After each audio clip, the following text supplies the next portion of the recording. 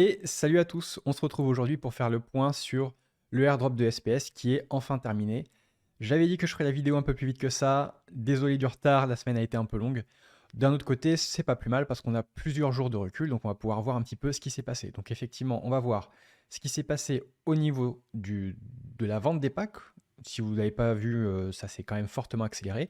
On va voir ce qui s'est passé au niveau de la valeur du SPS et du DEC et pourquoi ça a augmenté.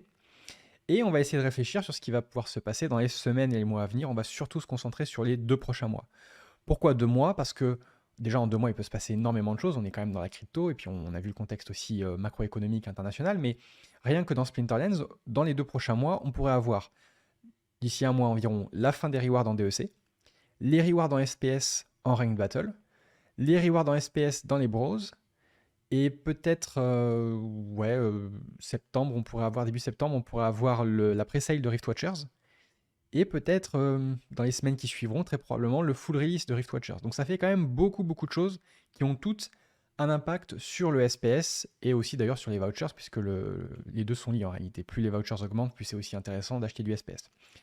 Donc, on va faire le point là-dessus. Déjà, on va commencer par regarder directement les packs. Parce que on est quand même quasiment au moment où j'enregistre cette vidéo, donc samedi matin, enfin samedi midi plutôt, 9,4 millions quasiment. On était en dessous de 9,1 millions, hein, il me semble. On est passé très vite à 9,2 millions, 9,3, 9,4, donc ça avance quand même pas mal, ça accélère. Alors évidemment, on a une accélération subite d'un coup, puisque tout d'un coup, il n'y a plus d'intérêt à holder du DEC, ça ne nous rapporte plus de points de airdrop en SPS, donc il y a des gens qui ont liquidé leur DEC, soit en le vendant, mais pas tant que ça en réalité, et soit en achetant beaucoup de packs, hein. Visiblement, il y a eu beaucoup, beaucoup de packs qui ont été achetés. Personnellement, j'ai pas fait de move encore, j'observe, j'attends. De toute manière, je suis pas spécialement pressé, j'ai suffisamment de packs, j'ai ce qu'il faut pour le moment. Donc je suis en phase d'observation personnellement. Mais on voit que ça a quand même fortement augmenté. Donc je pense qu'on pourrait avoir le prochain airdrop d'ici, probablement d'ici un mois max, hein. Ça va quand même assez vite. Je pense déjà la semaine prochaine, on devrait arriver à 9,5 millions. Et après, on sait que plus on se rapproche du million suivant, plus ça a tendance à s'accélérer. Genre quand on est à 9,8, 9,9, quasiment dans la journée, on arrive à 10 millions. Donc il est possible aussi que au prochain Town Hall, il révèle les statistiques du prochain Summoner qui va être airdrop, ce qui peut aussi avoir un petit peu un impact quand même sur la hype, sur le sentiment général optimiste de la communauté, et peut-être certaines personnes qui se diront, bah écoute, il me manque 30, 50 packs pour avoir un airdrop garanti supplémentaire, et donc s'il y a plusieurs centaines ou plusieurs milliers de personnes qui font ça, ça peut aussi accélérer les choses. Donc au niveau des packs, on voit que ça a quand même bien accéléré. Aussi, le DEC était vraiment descendu au point où on était à moins de 2 dollars le pack. Là maintenant, il a réaugmenté. Donc ça coûte un peu plus cher d'acheter des packs, donc peut-être que ça pourrait ralentir aussi. On va voir. Ensuite, on va regarder un petit peu la valeur des différents tokens. Donc là, on voit qu'on est à 0,00058 pour le DEC. On était descendu à 5, même en dessous de 5, je crois, hein. Au lieu de 58, on était sous les 50. Donc forcément, c'était encore plus intéressant. Le SPS, on est à un peu plus de 6 centimes, sachant qu'on était à 5, 5 et quelques, 5 centimes, 5,2, 5,3, quelque chose comme ça. Donc le SPS et le DEC ont augmenté fortement, mais le Bitcoin et Ethereum ont aussi augmenté fortement. Là, cette semaine, ça a quand même fortement, fortement augmenté. Donc n'oublions pas quand même que tout est toujours lié et il faut toujours essayer de dézoomer et de comparer par rapport au marché des cryptos qui est lui-même aussi lié au marché boursier traditionnel. Donc voilà, c'est pas uniquement grâce à la fin du airdrop que ça monte, c'est aussi parce que le marché crypto en ce moment, ces derniers jours, a augmenté. Les packs KO Légion sont à 1,8 dollars sur le marché secondaire à la revente. Ils étaient à plus que ça il y a quelques jours. Mais justement, comme il y a eu beaucoup de personnes qui ont acheté des packs, il y en a qui en revendent un peu moins cher. Et en fait, c'est là où il y a une possibilité d'arbitrage, c'est-à-dire que si vous achetez, alors évidemment, ça c'est plutôt les whales qui font ça, mais ceux qui achètent par exemple 2000 packs avec 400 vouchers pour avoir des packs supplémentaires, puisqu'on voit que les vouchers sont à 46 centimes, donc ça fait des packs supplémentaires à 46 centimes. Et bien ensuite, vous pouvez revendre vos packs sur le marché secondaire, peut-être en étant break-even, voire légèrement en bénéfice ou légèrement en perte, mais finalement, vous avez énormément de points de airdrop pour les airdrops de summoners légendaires qui vont arriver. Donc il y a pas mal de gens aussi qui ont fait ça, et forcément, ça a eu un impact sur le prix des packs sur le marché secondaire. Autrement, on continue de faire le point un petit peu rapidement sur les différents actifs. On voit que les lens sont à 157 $. Légère baisse, mais il n'y a pas si longtemps que ça, je les ai vus à 130. Dans la semaine, je les ai vus à 130 $. Donc finalement, ils se maintiennent bien en termes de prix.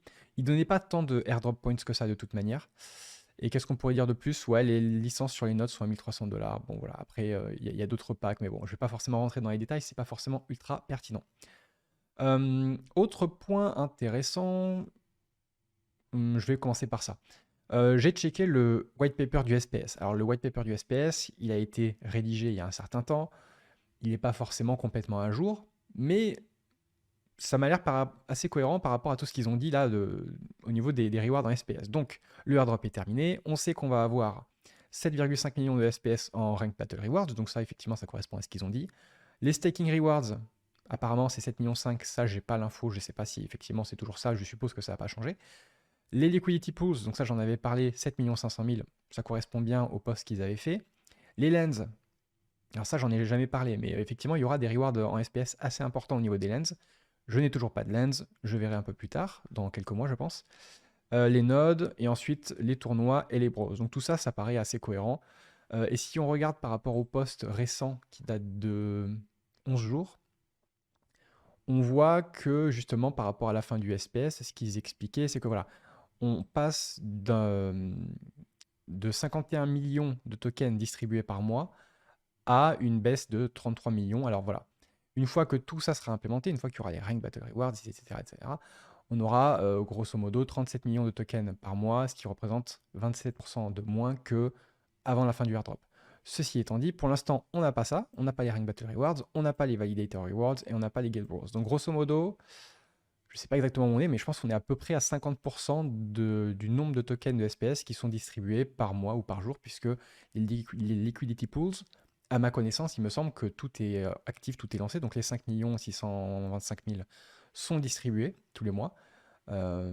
Et donc il y a à peu près quelque chose comme 20 millions de tokens, entre 20 et 25 millions de tokens qui sont distribués actuellement. Donc ils sont moins distribués, donc il y a moins de pression vendeuse forcément, puisqu'on ne reçoit plus des SPS tous les jours sans rien faire, entre guillemets, à part en staking.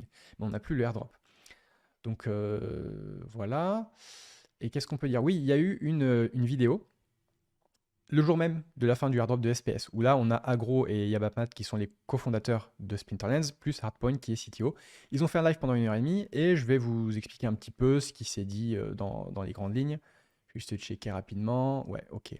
Je vais juste revenir sur cette page en attendant.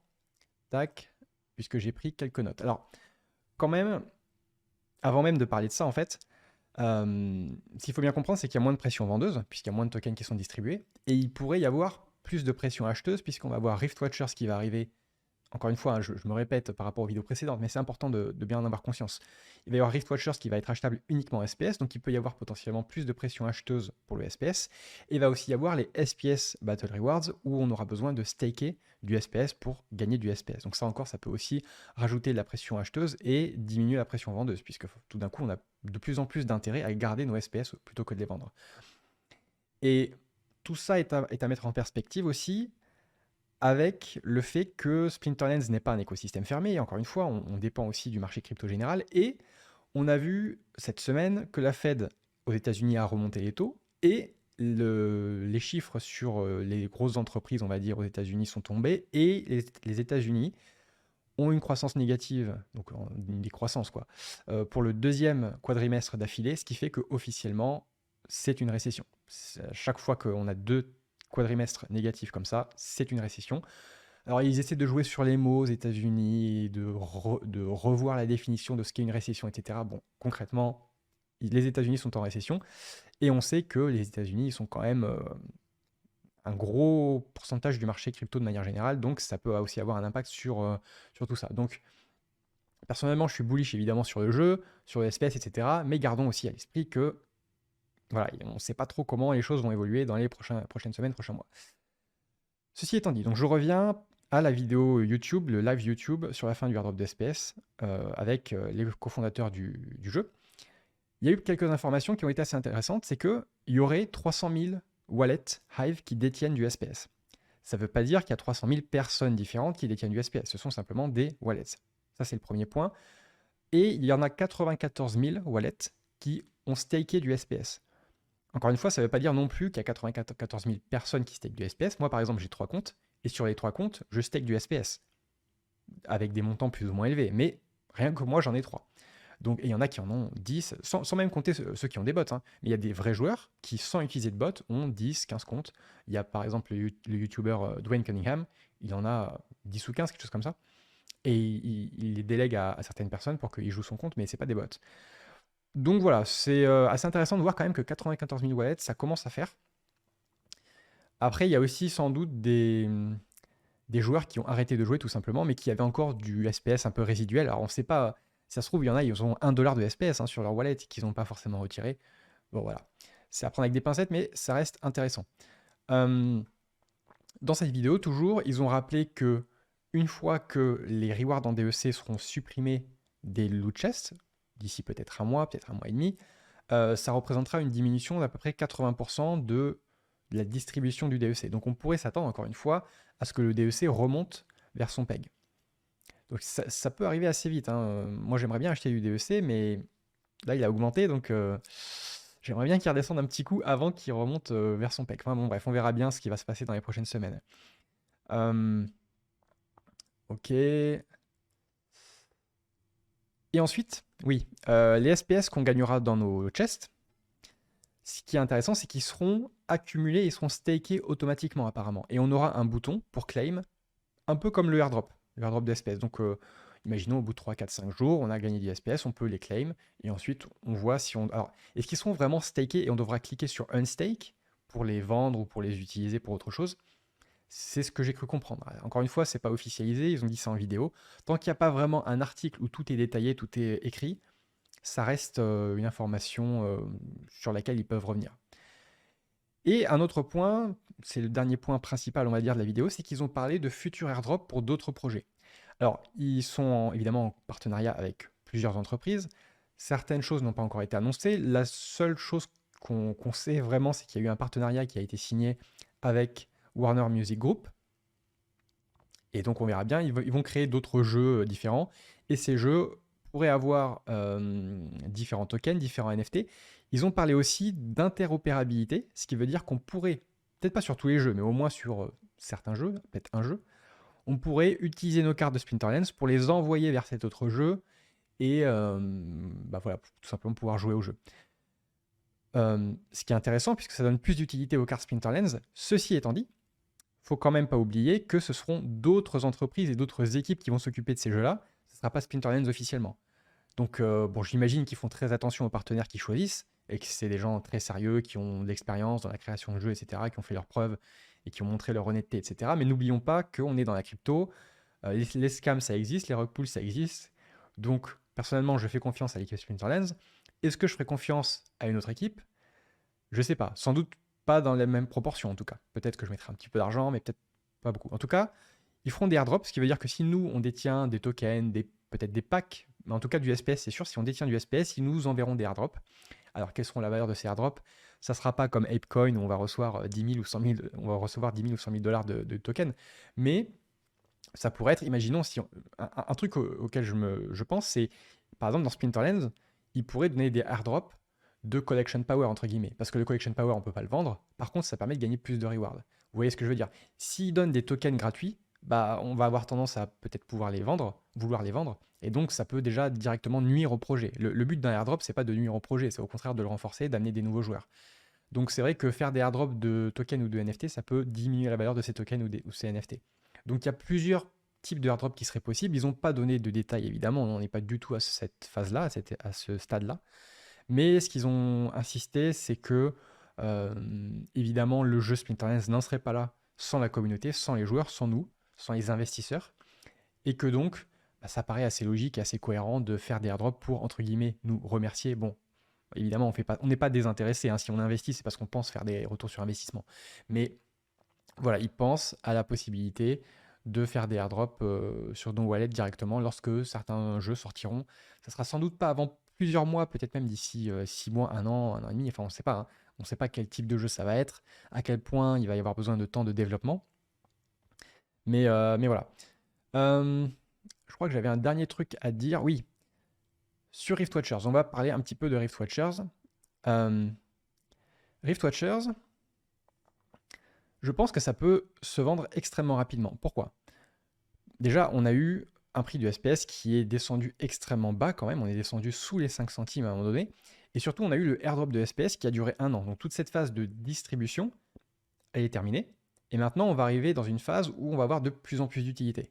Encore une fois, Rift Watchers, SPS Battle Rewards. Il y a les nodes aussi qui donnent de l'utilité. Il y aura bientôt le burn de SPS qui permettra d'obtenir du DEC. Donc tout ça, ça donne des nouvelles utilités, ce qui fait que le prix pourrait augmenter. Et donc si on se retrouve au moment de la pre-sale de Rift Watchers avec un prix du SPS qui serait en tout cas plus élevé que maintenant, je ne vais pas commencer à faire des suppositions, des prédictions, des machins, mais si on a un prix du SPS qui est assez élevé et qu'il faut un voucher en pre-sale pour chaque pack, je pense que ça va partir extrêmement vite parce que ça ferait juste, imaginons, 1 million de vouchers, c'est pas tant que ça. Ils ont quand même évoqué la possibilité de demander plus d'un seul voucher par pack en pre-sale. Donc ça dépendra du prix du SPS, ça dépendra du prix du voucher. Il ne faut pas oublier aussi que pour KO Légion, les vouchers en pre-sale, hein, ils valaient 15-20 dollars. Là, ils valent 45 centimes. Et on voit que même à 15-20 dollars, ça se vendait quand même, hein. Il y avait des whales qui achetaient quand même des packs KO Légion. Donc, il n'est pas impossible qu'ils nous demandent 2-3 vouchers par pack en pre-sale. Alors, est-ce que ça vaudra le coup? Je ne sais pas, on verra. On verra bien, en fonction aussi du nombre de airdrops, parce que ils veulent faire la même chose que pour Dr. Blight en termes de KO Légion. Donc, quand on achetait 50 packs de pre-sale, on était garanti d'avoir au moins un Dr. Blight normal, donc pas gold. Et 50 packs, c'est pas tant que ça. Donc s'ils font un truc similaire, ça pourrait être intéressant. Donc voilà. Et après, une fois qu'il y aura le full release, bah là, si il n'y a même plus besoin de vouchers, honnêtement, je pense que ça peut se vendre dans les 10-15 minutes. On verra bien. Évidemment, encore une fois, ça dépendra du prix du SPS. Et si, imaginons, scénario catastrophe, on continue de baisser, on est en bear market, le SPS descend encore à 4 centimes ou 3 centimes, là, comme tout le monde sera en perte par rapport à ses achats, on va peut-être moins se ruer sur les packs Rift Watchers. Mais si on augmente, moi, je vois bien Rift Watchers être sold out super vite parce que ça ne sera pas beaucoup d'argent, hein. Si on réfléchit bien, imaginons, ils font 1 million de packs en pre-sale et 2 millions en full release. 2 millions de packs fois 5 dollars, ça fait, si je dis pas de bêtises, 10 millions de dollars. Ouais, 10 millions de dollars. C'est pas tant que ça. Quand on regarde par rapport au market cap total du SPS, c'est pas tant que ça. Donc voilà un petit peu ce que j'avais à dire sur la fin du airdrop et ce qui pourrait se passer dans les semaines ou les mois à venir. Je vous dis à la semaine prochaine. Les prochaines vidéos, bah, du coup, ça va arriver assez rapidement puisque dans 2 jours, la saison se termine. Donc évidemment, je vous montrerai mes rewards comme à chaque fois. Sachant que j'ai pas forcément énormément de chests. Enfin, là, si sur ce compte, j'en ai quand même pas mal. La saison a été un peu plus longue, hein. Et je ferai aussi une vidéo sur donc, les guildes Brawls, et évidemment sur le Town Hall aussi, pour voir un petit peu ce qui va se dire. Peut-être que encore une fois, ils vont montrer les statistiques du prochain Summoner légendaire. Donc voilà, j'espère que ça vous a plu, et je vous dis à bientôt dans une prochaine vidéo. Salut!